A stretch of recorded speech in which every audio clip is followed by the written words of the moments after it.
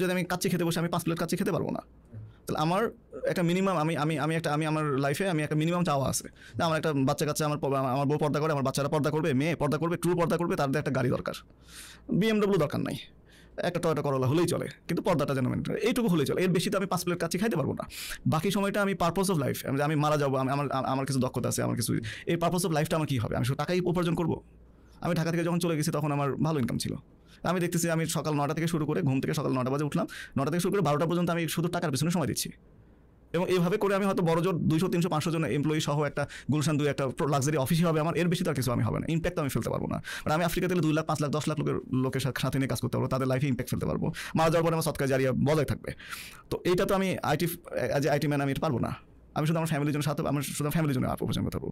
তো এই পয়েন্টগুলো ইম্পর্টেন্ট। শুধু বিজনেস করলেই হচ্ছে না, আমার পারপাস অফ লাইফটা কি, আমার যে স্কিল সেটগুলো আছে সেগুলোকে আমি ম্যাক্সিমাম কোন কাজে লাগাতে পারবো।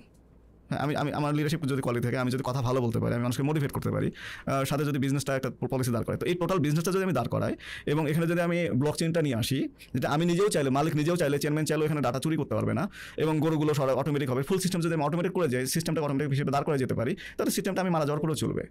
এটা প্রফিট একটু কমে আসুক, একেবারে স্বচ্ছতা আসুক, এবং এটা সাস্টেনেবল হোক। তখন দেখা যাবে যে ওই 40,000 জন যারা আমাকে 2,000 কোটি টাকা দিল, বা আমাদের কোম্পানিকে 2,000 টাকা দিল, এর বাইরে যারা হচ্ছে হালাল হারাম বিচার করতেছে না, ওটা তাদের কনসার্ন না, বাট তারা একটা রিলায়েবল জায়গা খুঁজতেছে।